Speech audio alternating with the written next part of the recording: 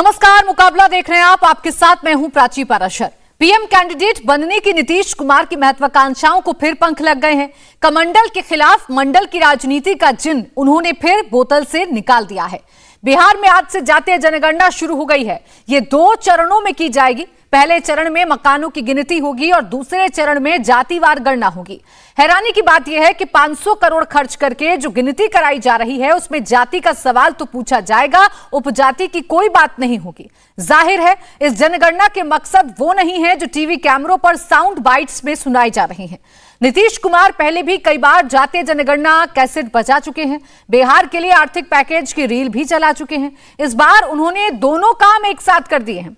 कांग्रेस भी उनकी इस प्लानिंग के साथ आ गई है। इस जनगणना में आर्थिक पिछड़े परिवारों का जो डेटा सामने आएगा वो केंद्र सरकार को भी भेज दिया जाएगा।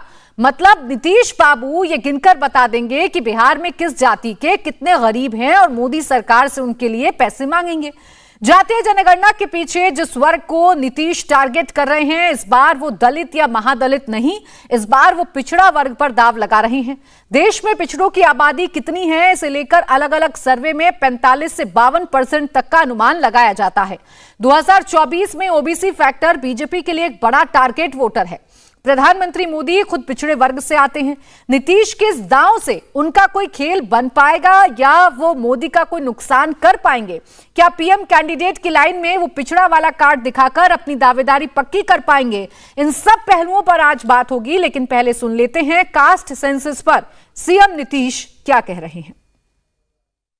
हम लोगों ने तो सबकी सहमति से किया, सारे पार्टियों केंद्र से भी कहा कि जातीय आधारित जनगणना कराई, लेकिन वो तैयार नहीं हुए का राज्य करे तो हम लोग तो करवा रहे हैं और एक एक चीज करवा रहे हैं। आप अच्छी तरह जान लीजिए कि न सिर्फ जाति के आधार पर लोगों की गिनती गणना करवा रहे हैं, बल्कि उनकी आर्थिक स्थिति क्या है यह भी जानने का भी करवा रहे हैं, ताकि यह भी तो पता चले कि भाई कितना लोग गरीब है, उसको कैसे उसको आगे बढ़ाना है।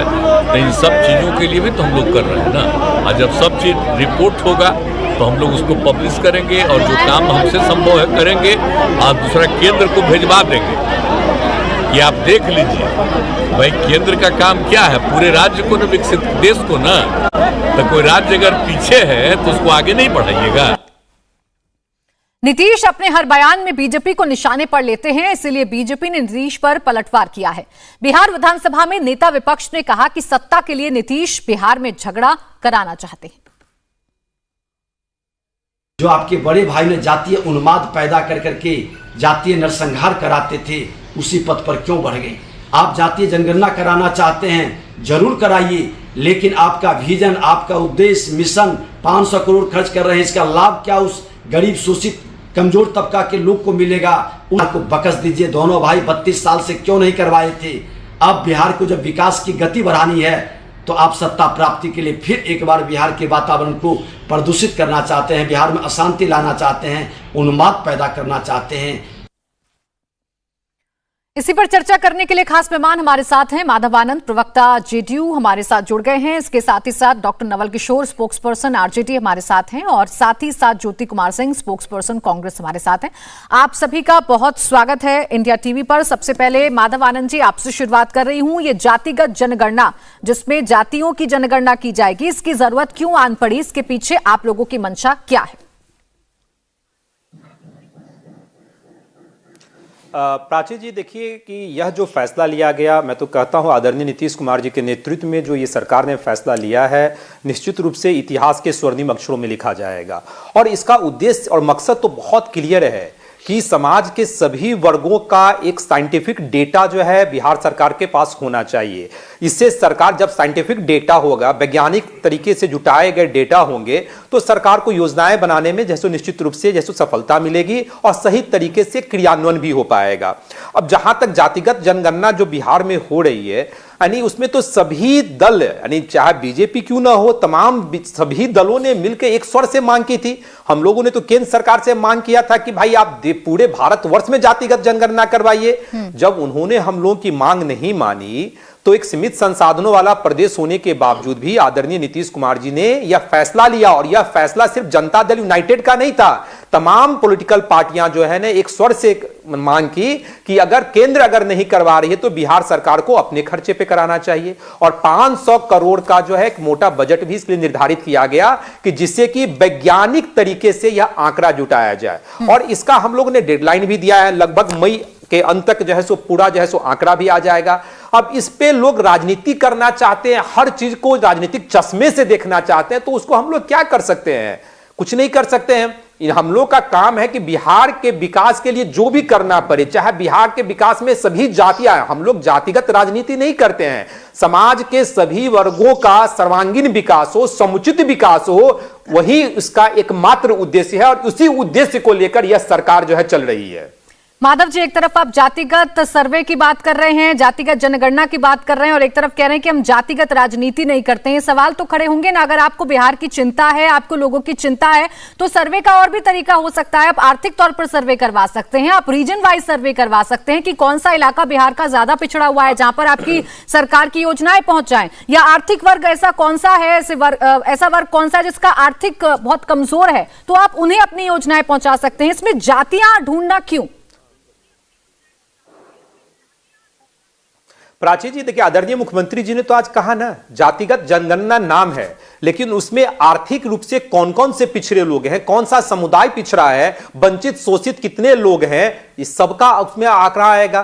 तो इसमें सिर्फ आर्थिक आधार को भी जोड़ा गया है। अब देखिए, राजनीति करने वाले व्यक्ति तो राजनीति इस पर करेंगे, क्योंकि कहीं न कहीं बौखलाहट उनमें है, क्योंकि ये इतना साहस भरा कदम है जो सब नहीं उठा सकता है। आदरणीय नीतीश कुमार जी के नेतृत्व में जो ये सरकार चल रही है, इसने ऐसा साहसिक कदम उठाया। विपक्ष के लोग जो है राजनीति करना करते रहे, हम लोगों ने तो कहा कि एक ही उद्देश्य है, सरकार के पास वैज्ञानिक तरीके से जुटाए गए आंकड़े होने चाहिए, जिससे सरकार को जो है बजट बनाने में जो है सो आसानी हो और सफलतम ढंग से क्रियान्वयन भी जो है सो हर कार्यक्रम का हो। यही हम लोग का एकमात्र उद्देश्य है। समाज में ऐसे बहुत सारे तबके हैं जो शोषित वंचित हैं, जिनको का फायदा नहीं मिल पाया है। तो देखिए, बीजेपी के लोग क्या कहते हैं नहीं कहते हैं, उस पर क्या बहस करना है, उनको राजनीति करने दीजिए। हम लोग बिहार के विकास की बात कर रहे हैं। लेकिन माधव जी, आप और आपकी सहयोगी पार्टी कितने साल से सत्ता में है, बिहार में ये किसी से छिपा नहीं है, और अगर अभी भी ऐसे वर्ग हैं जिन तक योजनाओं का फायदा नहीं पहुंच पा रहा है, तो उसमें प्रश्न चिन्ह आपकी कार्यशैली पर भी लगेगा कि आप तो सबसे ज्यादा दबे कुचले और पिछड़ों की राजनीति करते हैं ना, आप तो सामाजिक न्याय की बात करते हैं, आप और आरजेडी। अगर अब भी ऐसे तबके हैं बिहार में, तो सवाल आप पर भी खड़े होंगे कि अब तक आप क्या कर रहे थे 30 सालों से बिहार में? ऐसे तो पूरे देश में है, ऐसा तो है नहीं। देखिए, भारत जो है एक मोस्ट पॉपुलेटेड कंट्री है, और ऐसा तो है नहीं कि पूरे देश में गरीबी मिट गई है। हम लोग अथक प्रयास कर रहे हैं। सीमित संसाधनों वाला प्रदेश होने के बावजूद लगातार बिहार सरकार अपने खर्चे पे, केंद्र सरकार से कितना सपोर्ट मिल रहा है हम लोग को पता है। हम लोगों ने तो विशेष राज्य के दर्जे की मांग की, इसीलिए मांग की थी ना कि आप बिहार को विशेष राज्य का दर्जा दीजिए। लेकिन केंद्र सरकार तो किस रूप में सोच रही है, क्या सोच रही है, आपको पता है। हर जगह वो राजनीति करती है। माधव जी, लेकिन सवाल इसलिए आपसे क्योंकि आप ही लोग सबसे ज्यादा सामाजिक न्याय की बात करते हैं। खैर, मैं संजय सिंह जी से जवाब ले लेती हूँ, बीजेपी के प्रवक्ता हमारे साथ हैं। संजय सिंह जी, आप लोग राजनीति के चश्मे से इसे क्यों देख रहे हैं? ये माधव आनंद जी ने सवाल खड़े किए हैं। ये तो सामाजिक न्याय की बात है, तो बिहार के हर कोने कोने तक विकास पहुंचाने की एक पहल है। अगर जातीय जनगणना हो जाएगी तो उसमें आपत्ति शायद नहीं होनी चाहिए। देखिए, हम जातीय जनगणना के खिलाफ कहाँ है। जब बिहार से सर्वदलीय समिति गई थी केंद्र से अपनी बात रखने के लिए, उसमें हम भी शामिल थे, हमारे कोटे के भी मंत्री शामिल थे। सवाल जातीय जनगणना का नहीं है। इसके आड़ में जो आप नफरत फैलाना चाहते हैं, उसको लेकर हमारे मन में आशंका है, क्योंकि आपका जिन दलों से गठबंधन है उनका अतीत और इतिहास सबके सामने है, किस तरह बिहार में जातीय उन्माद पैदा किया था। और मुझे लगता है कि नीतीश कुमार जो विकास का दावा करते हैं, उस पर उनका विश्वास नहीं है। 2014 के चुनाव में जब वो गए थे लोकसभा चुनाव में, तो सब जगह यही कहते थे कि हमने मेहनत किया है, मुझे मजदूरी दे दीजिए, हमने विकास किया है। लेकिन जनता ने उनको 2 सीटों पर सिमटा दिया। मुझे लगता है उनका विश्वास डगमगा गया है, और आसन लोकसभा के चुनाव को देखते हुए वो ऐसी नफरत का माहौल बनाना चाहते हैं। और ये बड़े भाई तो उनके बड़े उस्ताद हैं इसमें, और बड़े मियाँ तो बड़े मियाँ, छोटे मियाँ, सुभान अल्लाह, ये दोनों मिलकर जातीय उन्माद पैदा करके, जातीय ध्रुवीकरण करके, वर्ग के आधार पर ध्रुवीकरण करके। संजय सिंह जी जरा समझाएंगे सर कि आपको कैसे लग रहा है कि इस पे जेडीयू और आरजेडी मिलकर जातीय उन्माद बिहार में फैलाना चाहते हैं, उस आग में झोंकना चाहते हैं जिसमें एक बार बिहार जल चुका है। आपको ऐसा क्यों लग रहा है? सीधे सीधे माधव जी तो कह रहे हैं कि हम तो ये जानना चाहते हैं कि स्थिति क्या है जातियों की, ताकि हम योजनाएं बनाएं। मुझे इसलिए लग रहा है कि आप लंबे समय तक बिहार में हुकूमत कर रहे हैं, 2005 से आपको इसकी याद नहीं आई। आप केंद्र सरकार में बीपी सिंह के मंत्रिमंडल में थे, तब याद नहीं आई। मनमोहन सिंह सरकार ने 2001 में आर्थिक सामाजिक सर्वेक्षण करवाया था, उसकी रिपोर्ट सार्वजनिक नहीं हुई, तब उन्हें आपने उस पर दबाव नहीं बनाया। आज अचानक यह बात क्यों आ रही है? और आप कहते हैं कि इस डेटा से हमको, आप तो डेटा केंद्र को देंगे, आप तो डेटा छुपाने वाले लोग हैं। जहरीली शराब पीकर मरने वाले लोगों का डेटा आपने सबके सामने नहीं रखा पारदर्शी ढंग से। और दूसरी बात है कि आपको क्या पता नहीं है, इतने लंबे समय तक बिहार में सरकार चला रहे हैं कि बिहार में अनुसूचित जाति और जनजाति की क्या स्थिति है। उनका तो जातीय सर्वेक्षण होता है, उनका तो जातीय जनगणना होती है, उसके आंकड़े तो आपके हैं। लेकिन आप अनुसूचित जाति में मुसहर समाज की आज दशा देखिए। अगर नीतीश कुमार समाधान यात्रा में गए हैं तो जाके जरा किसी मुसहर के टोले में जाए, संजय सिंह जी, उसमें तो फिर आप भी उतने ही भागीदार रहेंगे ना। अगर बिहार में इस तरीके से लोग अभी भी पिछड़े वर्ग में आ रहे हैं, अभी भी उनकी आर्थिक स्थिति सुधरी नहीं है, तो आप भी, तो आपके हिस्से भी तो आएगी ना फिर ये भागीदारी, क्योंकि आप भी तो सरकार में थे। आप तब जगा देते नीतीश कुमार को। हम सरकार में थे, हाँ। लेकिन सरकार की बगडोर किनके हाथ में थी? हम तो उस घोड़े की सवारी कर रहे थे जिसका लगाम दूसरे के हाथ में था। और चूंकि बिहार को जंगल राज से निकालना, तो आपको अलग हो जाना चाहिए था संजय सिंह जी। अगर आपको बिहार की इतनी चिंता थी तो आप इतने वक्त तक इंतजार क्यों करते रहे? अरे सर, आपको अलग हो जाना चाहिए था बिहार की बेहतरी के लिए, जब आपको पता था कि नीतीश कुमार बिहार की जनता को ठग रहे हैं। बिल्कुल अलग होते, फिर सत्ता के लालच में बिहार को किसने कितना ठगा है ये बिहार की जनता बखूबी जानती है। देखिए, दो ही विकल्प था, बिहार को जंगल राज में रहने देते या वहां से निकालने की कोशिश करते। हमने कोशिश की, कुछ हद तक सफलता भी मिली, लेकिन नेतृत्व तो नीतीश कुमार कर रहे थे। मैं माधव जी आऊंगी आपके पास, उससे पहले मैं नवल किशोर जी के पास चली आती हूँ। सर, एक कमेंट ले लूं, फिर उसके बाद मैं आपके पास आती हूँ। नवल किशोर जी, आप पर सीधे सीधे आरोप संजय सिंह जी लगा रहे हैं कि आप जिस तरीके से अब सरकार में हैं, आपकी जो भूमिका है उसे देखकर बीजेपी को शक होता है कि आपकी मंशा गलत है। आप एक बार फिर से बिहार में जातिगत उन्माद जो है वो फैलाना चाहते हैं। देखिए, जातिगत आंकड़ों से वही डरता है जो भ्रम फैलाकर राजनीति करता है। ये तो पूरा, इसमें समझने में कोई रॉकेट साइंस नहीं चाहिए। दूसरी बात यह है कि बिहार और भारत के समाज का जो चरित्र है उसमें जातिगत गैर बराबरी है, इसलिए जातिगत आंकड़ों को जानने में कोई बुराई नहीं है। अगर आप पूरे देश के इतिहास में देखेंगे तो मंडल कमीशन से लेकर काका कालेलकर से लेकर मुंगेरी लाल तक जो भी आयोग बने, उन्होंने यह बात स्पष्ट रूप से लिखा है कि अगर जातिगत आंकड़े होते तो रिकमेंडेशंस देने में, रिपोर्ट देने में हम ज्यादा आसानी होती। भाजपा इस पर क्या बात करेगी? भाजपा तो केंद्र में कुछ और कहती है, राज्य में कुछ और कहती है। दूसरी बात यह है, या तो जो आयोग बनाती है, जैसे रोहिणी आयोग बना तो उसका रिपोर्ट नहीं आया, या बिना आयोग का उन्होंने ईडब्ल्यूएस को उन्होंने आरक्षण दे दिया। इस बात में कोई दम नहीं है कि जातिगत जनगणना कराने से तनाव फैलेगा। आप किसी भी गांव को ले लीजिए, किसी भी पंचायत को ले लीजिए, हर व्यक्ति उस गांव के पूरे जातिगत व्याकरण को समझता है। क्या वहां पे तनाव होता है रोज रोज? क्या वहां पे मारपीट होता है? क्या वहां पर जातिगत पूछ के मारते हैं? ये बात नहीं है। बात ये है कि अगर जातिगत आंकड़े होंगे तो उससे पता चलेगा कि बिहार के सामाजिक और देश के सामाजिक स्थिति क्या है, विकास कहां करना जरूरी है और कहां पे ज्यादा करना जरूरी है। इसलिए आंकड़ों की जरूरत पड़ती है। दूसरी महत्वपूर्ण बात यह है कि भाजपा को यह बताना चाहिए कि जब 2010 में गोपीनाथ मुंडे संसद में कह रहे थे कि अगर जातिगत ओबीसी की जातिगत जनगणना नहीं होगी तो फिर अन्याय 10 साल के लिए टल जाएगा। जब राजनाथ सिंह ने संसद में बोला कि जल्द ही हम जातिगत आंकड़े सार्वजनिक करेंगे, तो उनको बताना चाहिए क्या वो लोग झूठ बोल रहे थे।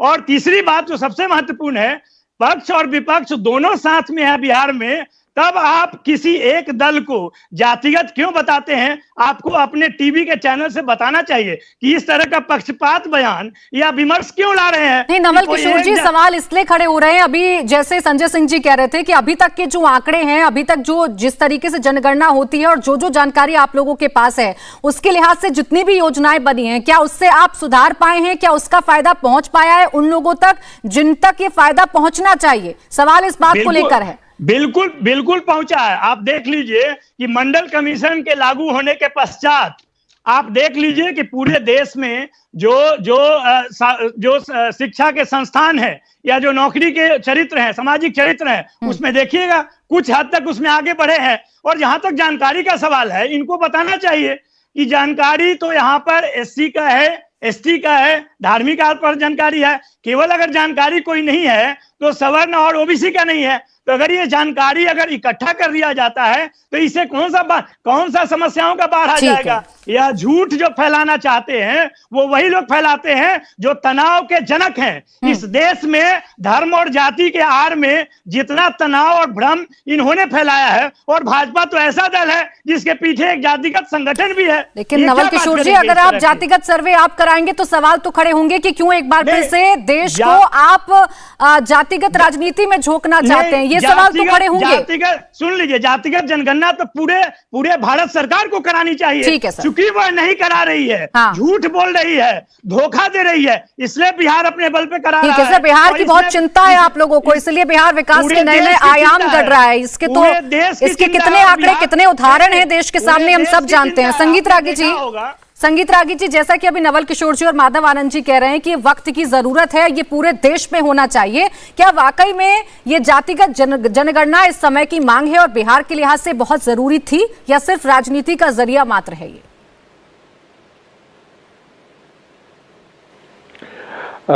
देखिए, पहली बात तो मैं ये कहना चाहूँगा कि विकास के जो नीतियाँ हैं वो किसी जातीय जनगणना के आधार पर निर्भर नहीं करती हैं।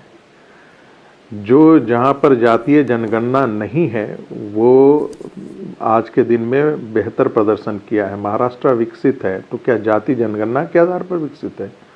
गुजरात विकसित है, क्या जातीय जनगणना के आधार पर विकसित है? हमसे बेहतर स्थिति राजस्थान की है। मैं भी बिहार से आता हूँ इसलिए कह सकता हूँ, क्या वहाँ पर जातीय जनगणना की स्थिति है? केरला के अंदर जातीय जनगणना है? नहीं है। तो पहली बात तो विकास का इससे कोई लेना देना नहीं है। दूसरी बात, मैं इस बात से बिल्कुल सहमत हूँ कि जातीय असमानता इस समाज में है, जातिवाद इस समाज की सच्चाई है, लेकिन जातीय आरक्षण और जातीय जनगणना उसका उत्तर नहीं है। आप जातीय व्यवस्था को आपने पिछले 25 साल 30 साल के अंदर आपने और मजबूत किया है। कहाँ तो समाजवादी आंदोलन इस बात को लेकर निकला था कि हम जाति विहीन समाज की रचना करेंगे, और हमने पूरे समाज को उसी जातीय खांचे में डाल करके बंद कर दिया है। पहले से ज़्यादा जातीय आग्रह दुराग्रह मजबूत हुआ है। तीसरी बात, जहाँ तक नीतीश जी का सवाल है, तो नीतीश जी ने जो पहला उनका जो कार्यकाल था उसमें उन्होंने विकास का मॉडल आया। उनको लगा कि बिहार की राजनीति या बिहार का जो डेवलपमेंट है शायद वो उनके लिए सत्ता के लिए बेहतर है, और वह एक उनकी छवि प्रस्तुत भी किया, इसमें भी कोई दो राय नहीं है। जो वहाँ के विद्यालय है उनके लिए छत की व्यवस्था कराना, सड़कों की व्यवस्था कराना, लड़कियों में साइकिल बांटना, महिलाओं का आरक्षण है, ये सब उनके लिए काम किया। लेकिन कई बार होता क्या है कि आपके सोचने की और आपके प्रयोग करने की भी एक क्षमता होती है। जब आप नया प्रयोग नहीं कर पाते हैं और आपको राजनीतिक जो लाभ मिलना बंद हो जाता है और आपकी सोच की दृष्टि बंद हो जाती है, तो आप लगता है कि आप पुराने ढांचे पर ही लौट आते तो बेहतर होता है। यानी कि एक समय के बाद नीतीश जी को लगा कि उनकी राजनीति जो है वो हमेशा नीचे की तरफ जा रही है, और वैसे में भारतीय जनता पार्टी जो है उनको उनके साथ रहते हुए भी, गठबंधन में रहते हुए भी आपने देखा होगा कि पिछली दफा भी उनको कोई बहुत ज्यादा फायदा नहीं हुआ जी। नतीजा ये है कि बिहार की राजनीति में जो विकास बाबू के नाम से नीतीश जी का प्रादुर्भाव हुआ था और जो एक इमेज बना था, वो नीतीश जी का इमेज बिल्कुल खत्म हुआ और एक बार फिर से उनको लगा कि वो राजनीति में अप्रासंगिक होते जा रहे हैं और इसीलिए उन्होंने भारतीय जनता पार्टी को भी छोड़ा, क्योंकि लगा कि भारतीय जनता पार्टी के साथ रहते हुए 2024 और उसके बाद के चुनाव में वो हाशिए पर जा चुके हैं, हाशिए पर जा चुके होंगे। इसलिए उनको केंद्र की राजनीति करनी चाहिए। केंद्र की राजनीति करने के लिए उनको एक बहुत बड़ा मुद्दे की तलाश थी और बिहार के अंदर उनकी कोई ऐसी अमिट छाप नहीं है जिसको लेकर के वो बाहर देश दुनिया में जाकर के कहते कि हमने ये काम कर दिया है जो नायाब है। नतीजा ये है कि अपने को रेलेवेंट बनाने के लिए वो फिर से लालू प्रसाद यादव की शरण में आए, जो लालू प्रसाद भ्रष्टाचार की राजनीति के पर्याय हैं बिहार में।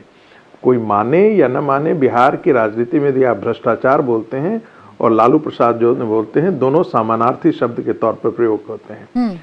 और वैसी स्थिति में नीतीश जी ने उसी राजनीति को अपनाया और जातीय संरचना को एक प्रकार, जातीय राजनीति को एक बार फिर से बल मिले, इसलिए ठीक है। आप कह रहे हैं कि ये राजनीतिक मजबूरी है कहीं ना कहीं जो इस मुद्दे को एक बार फिर से जीवंत किया जा रहा है। इसके अलावा और कुछ नहीं है, इसके अलावा और कुछ नहीं है। एक राजनीतिक विषय क्रिएट करने की उनकी ये पूरी चाल है। कितना सफल होगा, कितना असफल होगा, क्या यही चीजें उनके लिए दुधारी तलवार के तौर पर तो नहीं खड़ी होगी? क्या जिस जाति से वो आते हैं उनकी राजनीति कहीं तो खत्म, उनका आरक्षण तो कहीं नहीं खत्म हो जाएगा? ये तो भविष्य की गोद में वो सवाल हैं जिनके जवाब आने वाले वक्त में मिल जाएंगे। संगीत रागी जी, मैं के गोद में है। ठीक है, मैं कांग्रेस का भी रिएक्शन इस पे ले लूं। ज्योति कुमार सिंह जी, सवाल यही है। 10 सेकंड और बात, 10 सेकंड में जल्दी कंप्लीट करें संगीत जी, बाकी लोग भी अब काउंटर करना चाह रहे हैं। आरक्षण का लाभ जो है जातीय आरक्षण का लाभ जो है वो मूलतः बिहार की राजनीति में कुर्मी को हुआ है और यादवों को हुआ है।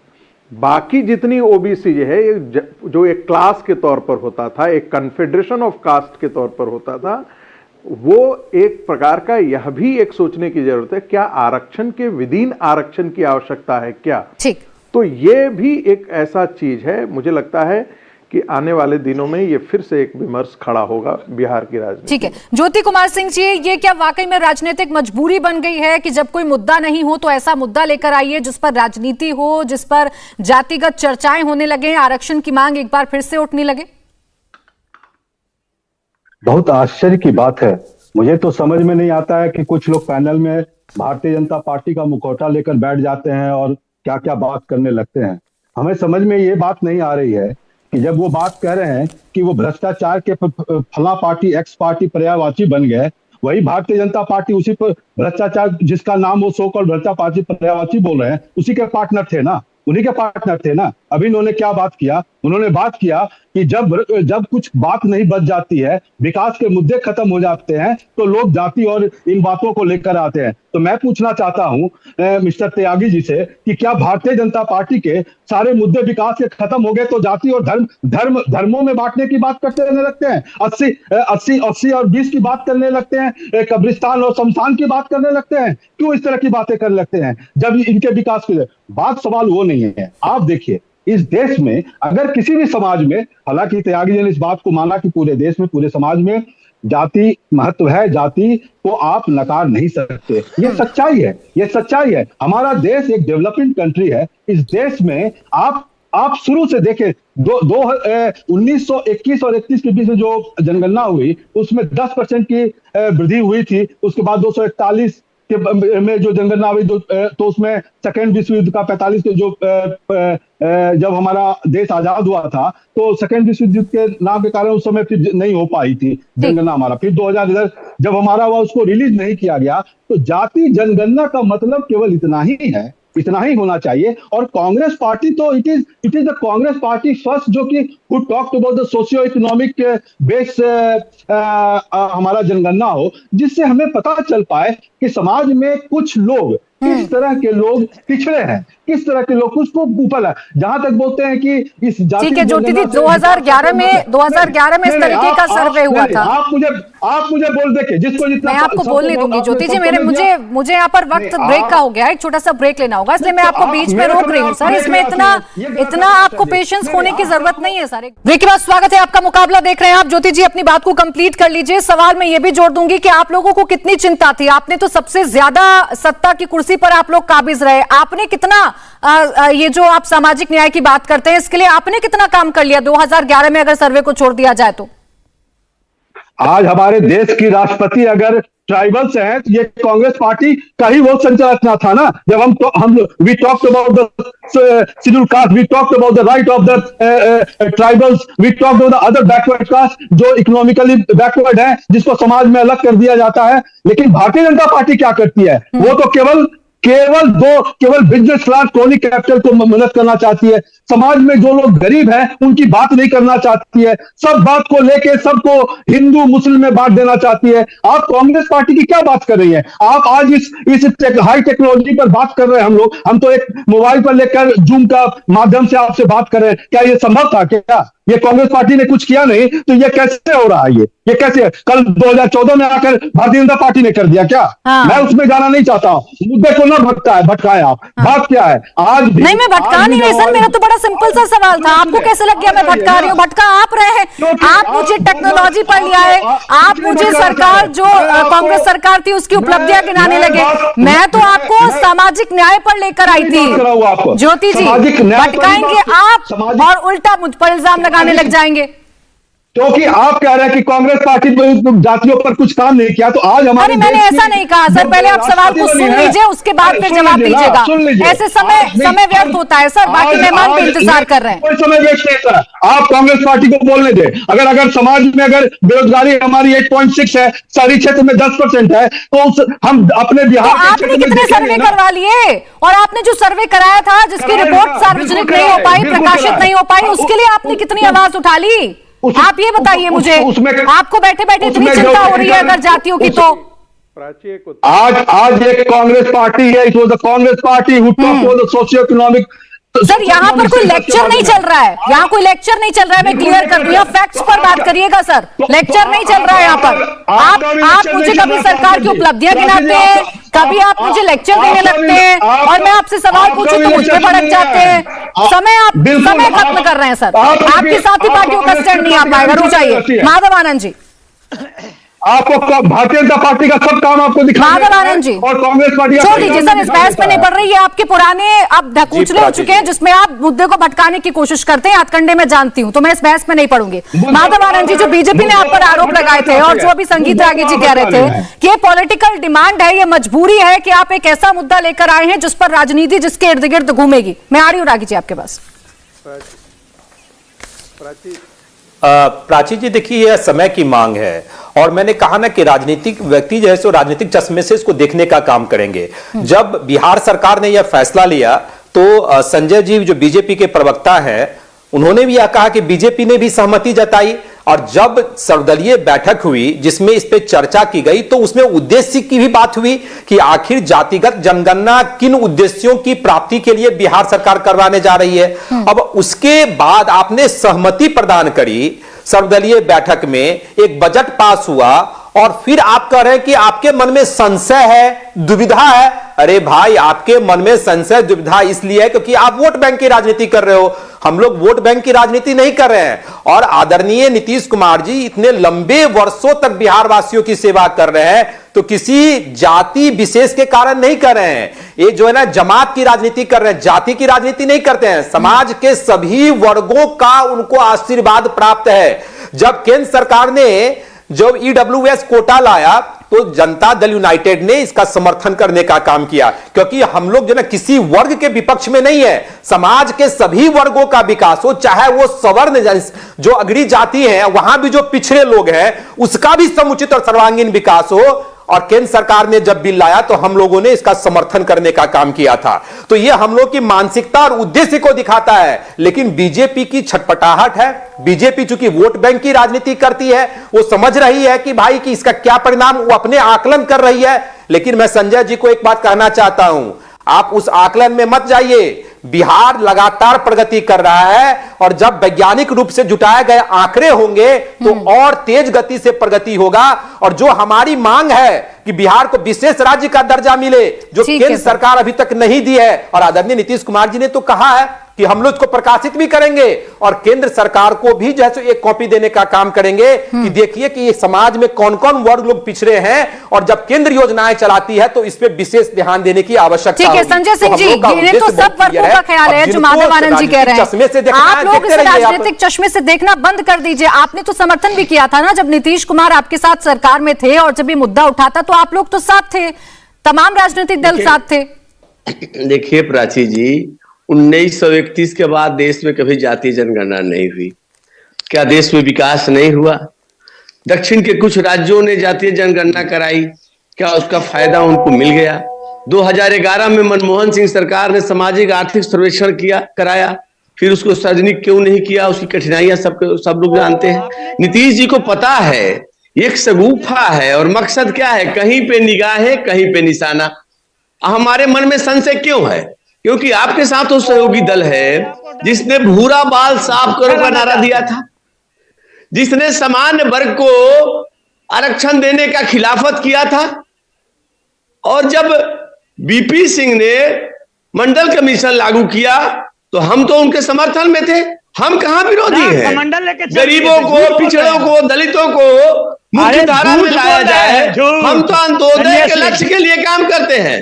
आप बीच में मत बोलिए ना, मैं बोल रहा था तो। अरे झूठ बोल रहे हैं। किसने विरोध किया? सदन, दोनों सदनों में, संसद के दोनों सदनों में समान वर्ग को 10% आरक्षण जब दिया जा रहा था, उसका प्रस्ताव आया था तो राष्ट्रीय जनता दल ने विरोध किया था। भूरा बाल साफ करो का नारा दिया था और बिहार में जातीय अनुवाद पैदा करके जातीय हिंसा में आपके लोग और नीतीश जी को पता चल गया है आदिवासी विरोधी बिहार में भारतीय जनता पार्टी से लड़ने के लिए उनके पास एकमात्र हथियार है, केवल जाति का हथियार।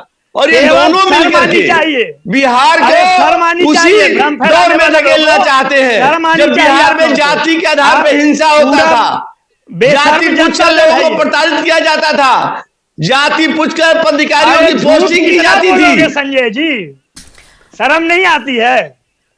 शब्दों की मर्यादा का ध्यान में रखिए, शब्दों की मर्यादा ध्यान में रखिए। कितना बोलते हो, कितना झूठ बोल सर्टिफिकेट देंगे? किसने जरा दिया था भूरा बाल साफ करने का? क्या आपने सामान्य वर्ग के आरक्षण का विरोध नहीं किया था? संजय सिंह जी रुकिए एक सेकंड। नवल किशोर जी और संजय सिंह जी एक सेकंड। संजय सिंह जी देखिए, या तो आप साथ हो सकते हैं या तो आप साथ नहीं हो सकते हैं, लेकिन अगर आप बीच में झूलते हुए नजर आएंगे तो सवाल पूछा जाएगा। या तो आप एक सुर में कह दीजिए कि जातिगत जनगणना ठीक है, या तो आप कह दीजिए कि देखिए ये गलत है। जनगणना के खिलाफ नहीं है, लेकिन इनको जो मंशा है वो ठीक नहीं है। सवाल मंशा को लेकर। मंशा आप लोग कैसे भांप लेते हैं सर? ऐसा कौन सा आपके पास औजार है जिससे आप लोग मंशा भांप लेते हैं? विपक्ष आपकी मंशा भांपता है और आप जो है बिहार सरकार की मंशा भांप रहे हैं। नवल किशोर में रहे हैं, देखिए तब आवाज उठा लेते सर तो ये नौबत नहीं आती। सत्ता का स्वाद इतना मीठा लगता है कि आप तमाम लोग कॉम्प्रोमाइज करने लग जाते हैं। नवल किशोर, हम तो बिहार को जंगल राज से निकालने के लिए इनके साथ गए थे, नीतीश जी के साथ। सुनिए ना, घबराते क्यों है? मैं समझ रहा हूँ आपकी बेचैनी क्या है। आप सुन लीजिए पहले।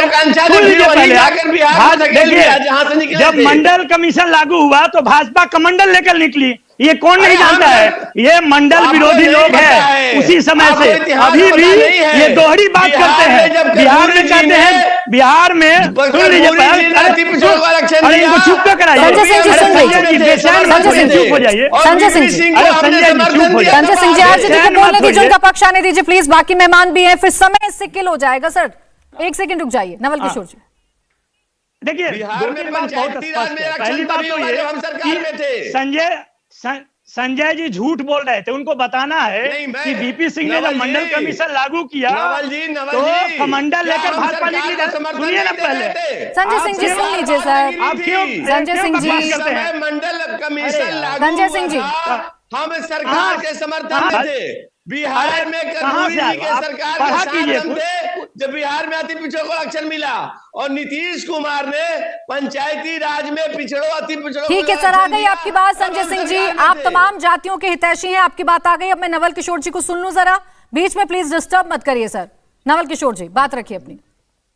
जी प्राची जी, 2-3 बात बहुत स्पष्ट है, जो चूंकि ये झूठ बोल रहे थे इसलिए मुझे बीच में बोलना पड़ा, अन्यथा मैं नहीं बोलता। पहली बात कि बीपी सिंह ने मंडल कमीशन जब लागू किया, फिर वही बात, हरिश्चंद्र है, अरे और अरे झूठों के सरदार हुआ, जेल में सजा काट रहे हैं, बेल पर हैं। पूरी बेचैन मत होइए, सुन की जमात है, भ्रष्टाचारी अरे पार्टी के नेता। संजय जी बेचैन मत होइए, इतना बेशर्म भी मत होइए। संजय सिंह जी थोड़ा सा सुन लेते हैं नवल किशोर जी को।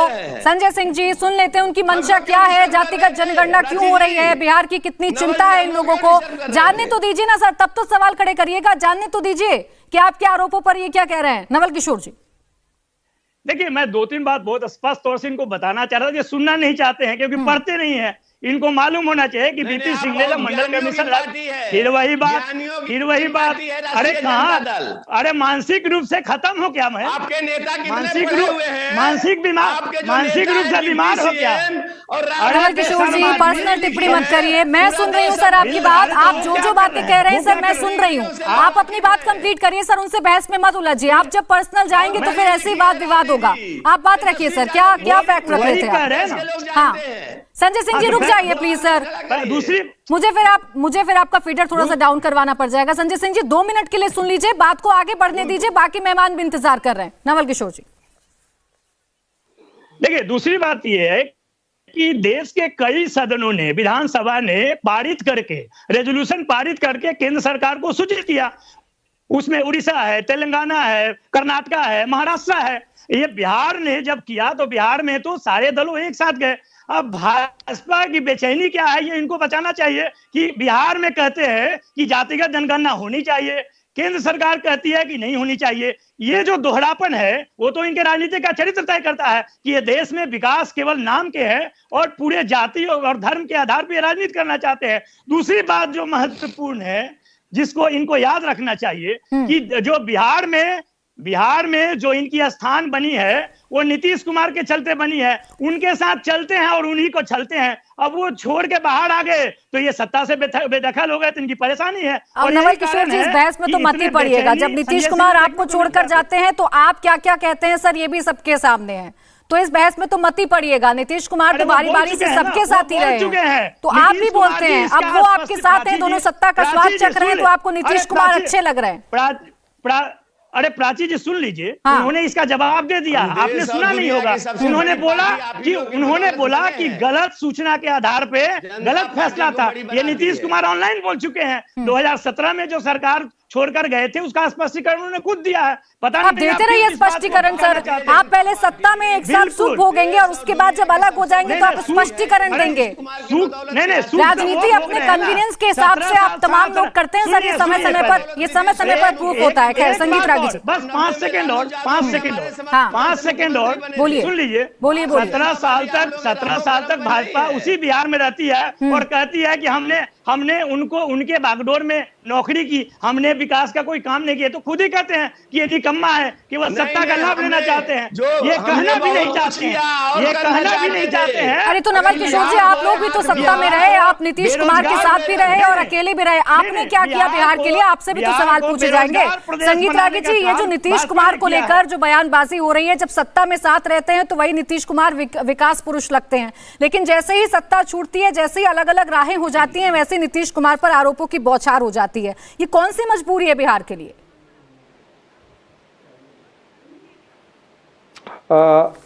बिहार की मजबूरी नहीं है। मैं कह सकता हूं कि भारतीय जनता पार्टी की बेशक वो गलत निर्णय रहा होगा। मैं तो शुरू से कहता था कि राजनीति की जमीन पर आपको अपनी राजनीति करना चाहिए।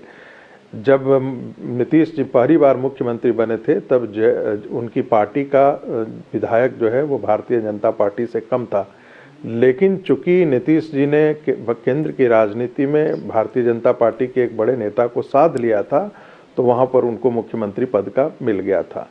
कम से कम इतना साथ रहते हुए भी कभी भी भारतीय जनता पार्टी ने अपने आचरण से कभी भी नीतीश पर व्यक्तिगत प्रहार नहीं किया, खास करके चरित्र को लेकर के। लेकिन तेजस्वी जी ने तो यहाँ तक कहा कि भाई नीतीश कुमार जब दिल्ली जाते हैं तो वो बिहार भवन में क्यों नहीं रुकते, वो द्वारका में क्यों रुकते हैं, द्वारका में जाने के वक्त जो है कारें क्यों बदली जाती है, किसके घर रुकते हैं, यानी व्यक्तिगत लांछन लगाया तेजस्वी जी ने। तो ये सब चीज़ें हटा दीजिए। जहाँ तक कांग्रेस की बात है, कांग्रेस ये कहती है कि भाई मैं तो हमेशा साथ रहा हूँ, तो काका कालेलकर की रिपोर्ट तो नेहरू जी के समय पड़ी हुई थी, लागू कर देते हैं, नहीं लागू किया। मंडल कमीशन की रिपोर्ट पड़ी हुई थी, श्रीमती इंदिरा गांधी चाहती लागू कर देती। हम अच्छी तरह जानते हैं कि एंटी मंडल मूवमेंट जब दिल्ली में हुआ था, उस समय हम लोग एमफिल पीएचडी कर रहे थे, तो पैसे से जितनी मदद और लोगों से मदद जितनी कांग्रेस पार्टी ने किया था, सारे सड़कों पर लोगों को खाने पिलाने खिलाने का काम जो है वो सरकार गिराने का काम कौन किया था? बाकी लोग नहीं जानते क्या? चंद्रशेखर की जब सरकार बनी थी, चंद्रशेखर की सरकार को समर्थन किसने दिया था? कांग्रेस पार्टी ने दिया था। चंद्रशेखर जो है वो रिजर्वेशन के खिलाफ उठ करके खड़े हुए थे, समाजवादी आंदोलन के पहले व्यक्ति थे जो जाति के आधार पर आरक्षण का उन्होंने खुलेआम पूरे विरोध किया था। जसवंत सिन्हा उसी समय निकल करके आए थे। इसलिए कांग्रेस पार्टी तो ये नहीं कहे तो ज़्यादा बेहतर होगा। मुझे कुल मिलाकर के ये है कि जातीय जनगणना से राजनीतिक पार्टियों के क्षेत्रीय परिसीमन को एक नया आधार मिलेगा। वो देखेंगे कि ये यादवों की बेल्ट है, ये कुर्मियों का बेल्ट है, ये भूमिहारों का बेल्ट है, ये राजपूतों का बेल्ट है, ये कुशवाहा का बेल्ट है।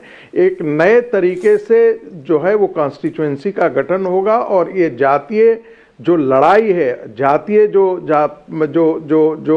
रंजिश है, वह तेज होगा। और मुझे लगता है कि इसको लगता है, लालू प्रसाद यादव को भी लगता है कि इससे हमारा वोट बैंक ज़्यादा बेहतर होगा। उनको लगता है नीतीश जी को कि शायद हमें ज़्यादा इससे राजनीति, लेकिन आने वाला समय बताएगा कि ये दुधारी तलवार किसकी तरफ जानता है। नहीं बताना चाहिए नवल जी, मैं बिल्कुल आपसे सहमत हूँ कि राष्ट्रपति और इसमें किसी को जाति के आधार पर संबोधन नहीं करना चाहिए, क्योंकि आप अच्छी तरीके से जानते हैं नवल जी। बाकी और ठीक है संगीत जी, आपने सवाल उठाए थे कांग्रेस पे, मैं उनका रिएक्शन ले लूं, वरना ज्योति जी फिर नाराज होने लग जाएंगे। ज्योति जी, सवाल संगीत रागी जी ने आपसे भी उठाया कि कम से कम आप तो ये बात मत करिए कि आपको सामाजिक न्याय की बहुत पड़ी है। हाँ, वो त्यागी जी विटनेस थे, इनको रागी जी कोर्ट कचहरी जो भी है ये संगीत रागी जी ना। हाँ ठीक है, ये विश्लेषक साहब हैं भारतीय जनता पार्टी के रूप में, तो ये जो बताना चाह रहे कांग्रेस पार्टी ने कुछ नहीं किया, ठीक है, तो ये एविडेंस थे। उस समय कांग्रेस पार्टी ने पैसा देकर मंडल कमीशन चलवाया, ये चलवाया, तो अरे जाके कोर्ट कचहरी में जाके बयान देते। अभी जब बात हो रहा है कि ये जनगणना क्यों होना चाहिए, उस पर बात कीजिए, आप उस पर इधर उधर मत जाइए। आप भी एंकर के साथ सर, हम लोग उस समय थे वहीं पर, हम अच्छी तरीके से जानते थे। हम लोग चांद चंद्रमा पर नहीं थे, हम लोग भी वहीं पर थे, यही धरती पर थे। आप बात कीजिए कि ये जाति कंसेशन क्यों होना चाहिए। अरे बात जब एंकर ने इस बात को उठाया तो उस पर बहस करें। ये तो जरूरत बिहार में इसीलिए होनी चाहिए ना कि जो लोग गरीब हैं उसको थोड़ा उनके उस स्तर से थोड़ा ऊपर। लेकिन आप सबसे ज्यादा सत्ता में रहे, इसलिए आपसे भी सवाल पूछा जाना चाहिए। वक्त खत्म हो गया है, माफी के साथ आप सभी का बहुत बहुत शुक्रिया हमारे साथ इस चर्चा में जुड़ने के लिए। इंडिया टीवी हर वक्त हर जगह डाउनलोड करने के लिए सर्च करें India TV news Google play store या ऐप स्टोर पर।